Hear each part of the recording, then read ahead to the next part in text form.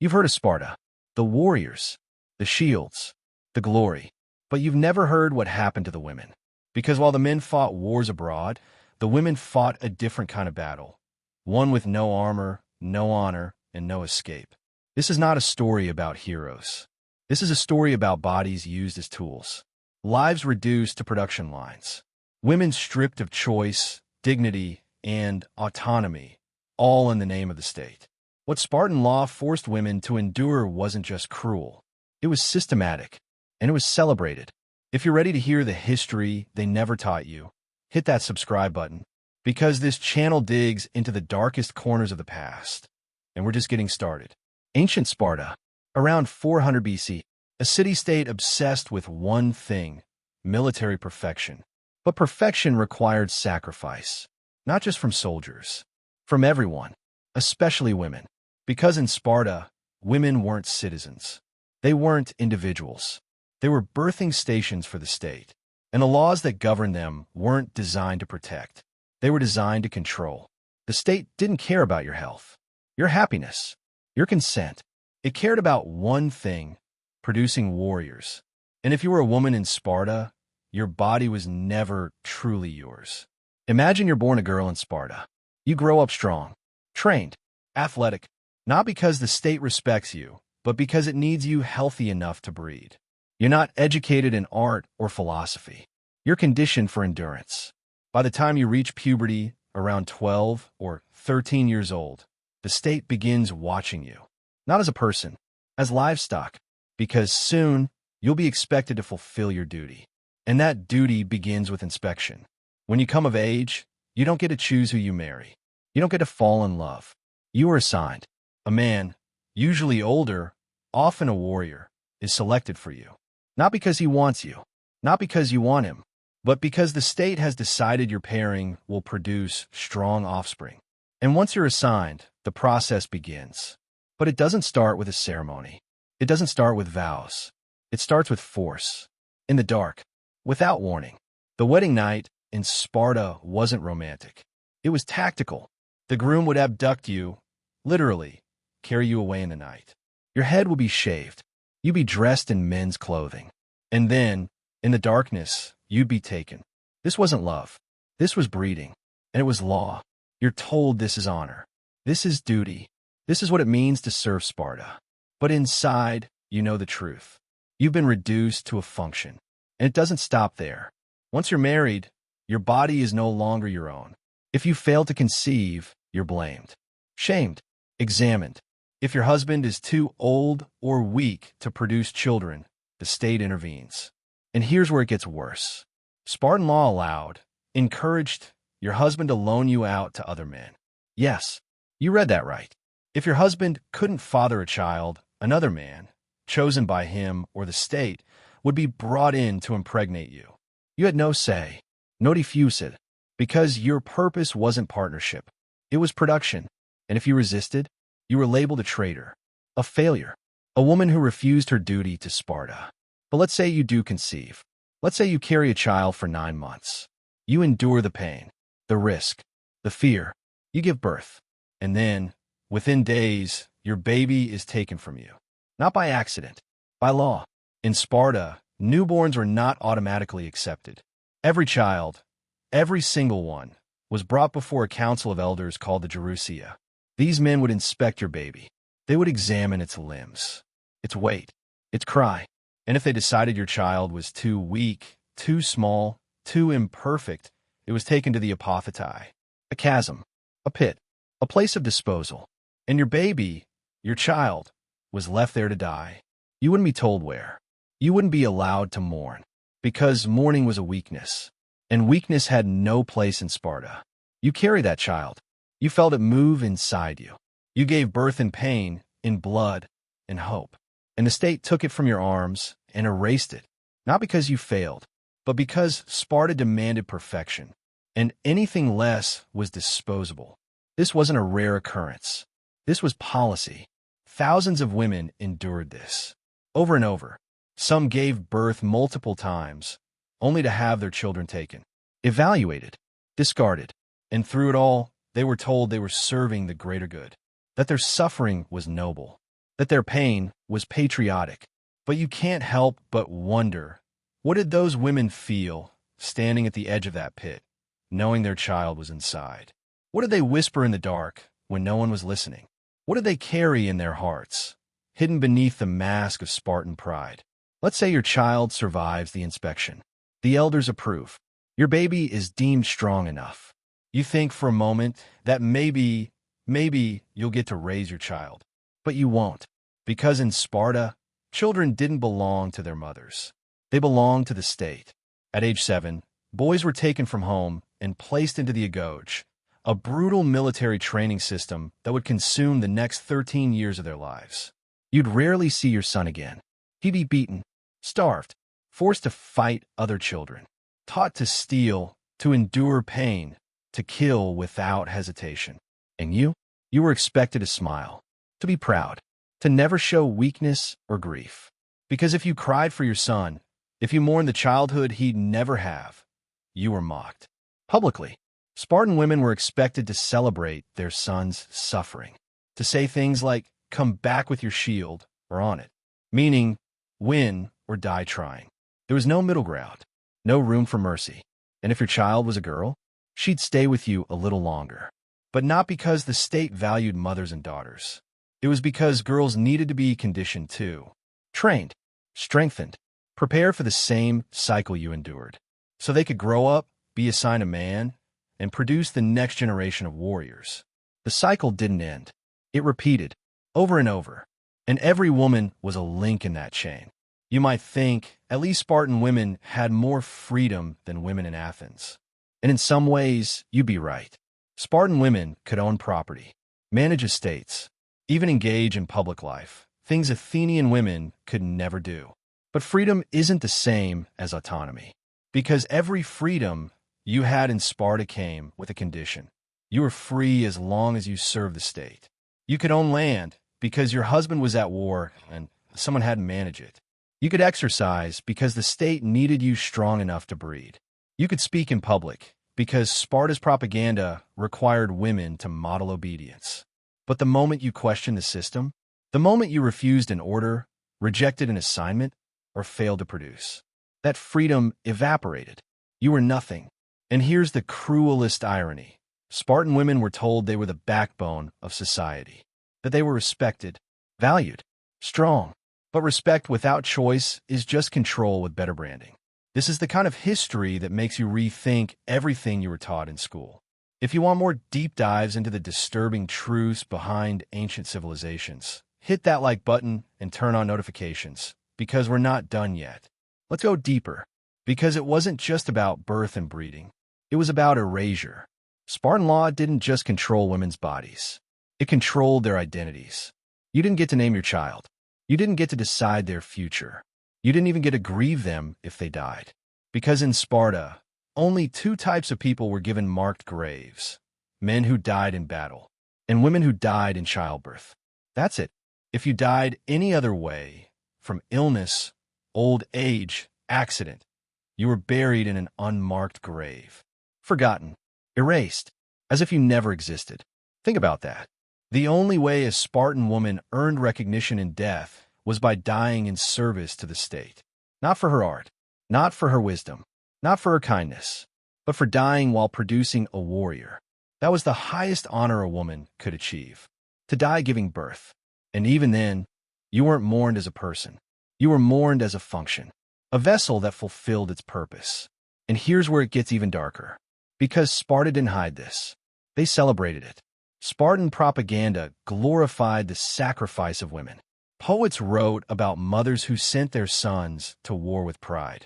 Philosophers praised Spartan women for their strength and discipline. But what they called strength was submission. What they called discipline was control. And what they called honor was trauma wrapped in duty. Imagine being told your entire life that your suffering is noble, that your pain has purpose, that losing your children, your autonomy, your identity, it's all part of something greater. And then imagine realizing it's a lie. The state didn't care about you. It cared about what you could produce. And once you couldn't produce anymore, you were irrelevant. Let's talk about what happened when you got older, when your childbearing years were over. In most societies, older women gained status, wisdom, respect. But in Sparta, you became invisible because your value was tied to one thing: fertility. And once that was gone, so was your purpose. You'd manage the household, raise the girls, maintain the estate. But you were no longer central, no longer essential. You were a relic of a system that had already used you up. And if you ever spoke out, if you ever questioned why your sons were taken, why your babies were thrown away, why your body was treated like state property, you were silenced, not with violence, but with shame. Because in Sparta, dissent wasn't just illegal. It was unthinkable. You were taught from birth that the state was everything, and you were nothing without it. So even if you felt the horror, even if you knew deep down that what was happening to you was wrong, you had no language for it, no community to validate it, no escape. You were trapped, not by chains, but by ideology. And that's the most insidious kind of prison. Let's pull back for a moment, because this wasn't just about individual suffering. This was systemic. Spartan law didn't abuse women by accident. It was designed to. Every law, every tradition, every ritual, they were all part of a machine built to extract maximum value from women's bodies while erasing their humanity. And the worst part? It worked. For centuries, Sparta maintained one of the most feared militaries in the ancient world. And they did it by treating half their population as breeding stock. They didn't need slaves to do the labor. They had the helots for that. They didn't need philosophers or artists. They had Athens for that. What Sparta needed was warriors. And to produce warriors, they needed women to suffer in silence. So they built a system where suffering was duty, where silence was strength, and where questioning the system was betrayal. And here's the thing. History let them get away with it. For thousands of years, Sparta was romanticized.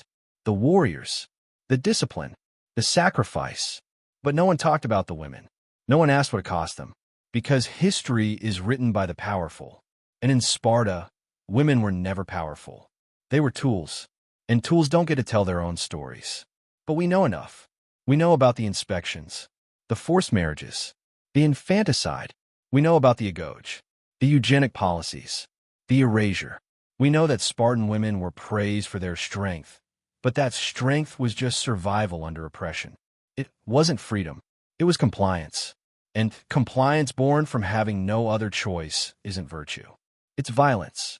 Imagine you're that woman again. You've lived your whole life under this system. You've had children taken, inspected, discarded. You've been used by men you didn't choose. You've been told your pain is noble. Your sacrifice is necessary. Your body is not your own. And now, in your final years, you look around. You see younger women going through the same thing. You see their babies taken to the pit. You see their faces blank, obedient, broken. And you wonder, was it worth it? Did your suffering build something great? Or did it just perpetuate a cycle of cruelty disguised as glory? You don't have the answer, because no one ever asked you. No one ever cared what you thought. You were never supposed to think. You were supposed to endure. And you did. Not because you were strong, but because you had no choice. Here's the truth they don't teach in history class. Sparta didn't fall because of weak warriors. It fell because the system was unsustainable. A society built on control, eugenics, and forced reproduction can't last forever. Eventually, the population declined. The warrior class shrank.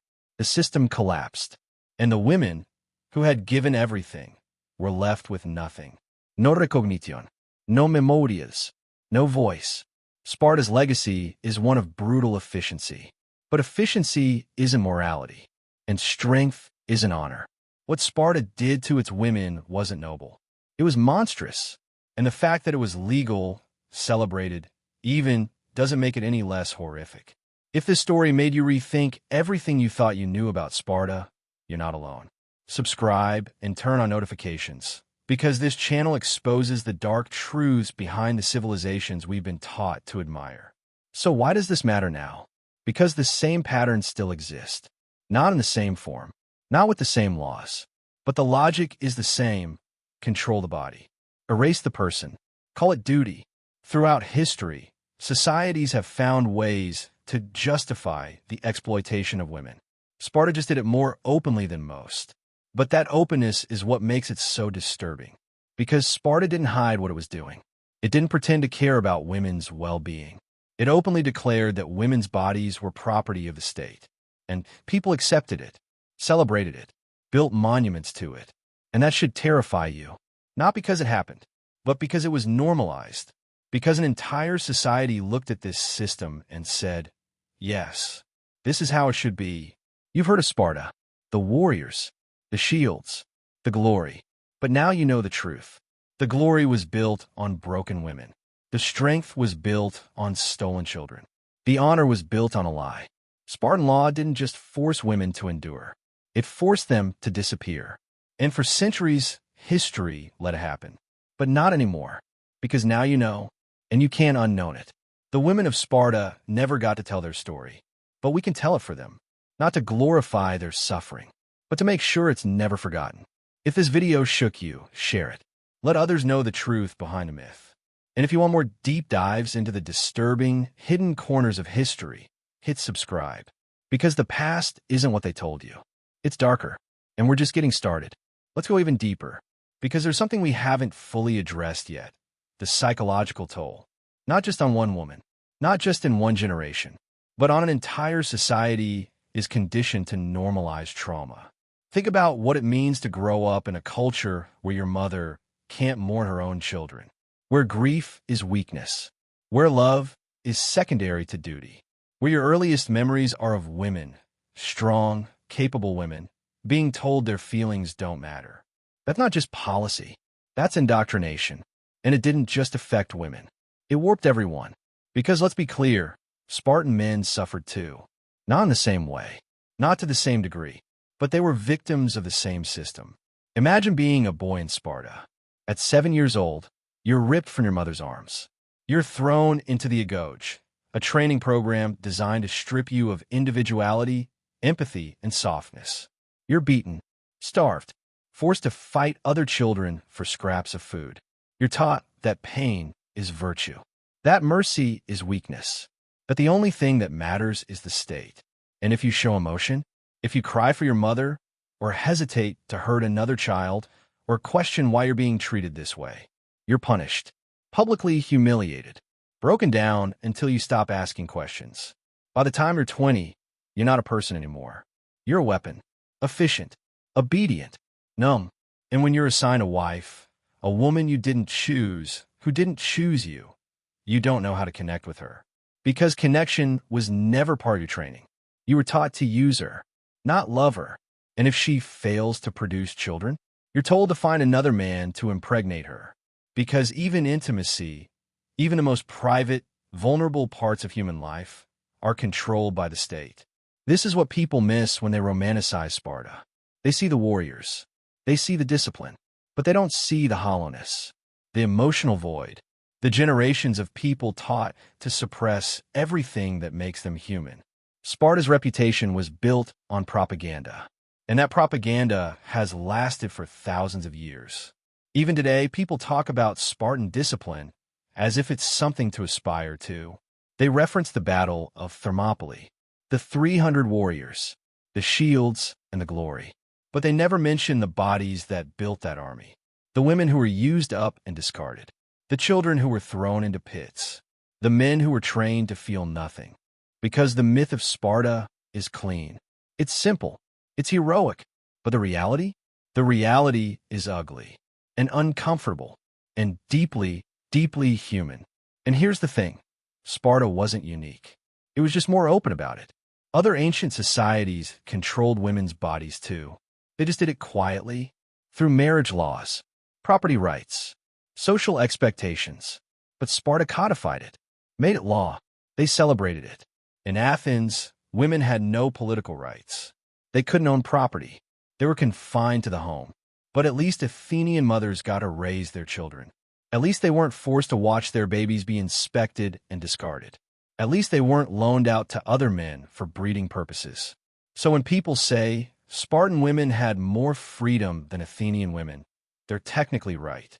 But it's a meaningless comparison, because neither society treated women as people. They just controlled them in different ways. And even today, Spartan women are erased. When you search for information about Sparta, you find endless articles about warriors, battles, military tactics. But try to find detailed accounts of women's lives? You'll struggle. Because even now, thousands of years later, their stories are considered less important, less interesting, less worthy of study. We have more records of Spartan battle formations than we do of Spartan childbirth practices. We know more about their weapons than we do about the women who made those weapons possible. And that's not an accident. That's history doing what it's always done, prioritizing power over people, glory over suffering, men over women. So here's the uncomfortable truth. The history you were taught is incomplete. Not because the information doesn't exist, but because someone decided it wasn't important. When you learned about Sparta in school, did anyone mention the infanticide? Did anyone talk about forced breeding programs? Did anyone explain that Spartan women's strength was actually survival under systemic abuse? Probably not, because that version of history is harder to teach. It's messy. It's disturbing. It doesn't fit neatly into a lesson plan, so it gets left out, and the myth continues. But you know now. You know what Spartan law forced women to endure. You know the cost of that glorious military society, and you can't unknow it. This isn't ancient history. This is a warning. Because any society that treats people as tools, any system that prioritizes production over humanity, any culture that normalizes suffering in the name of the greater good, that society is doomed.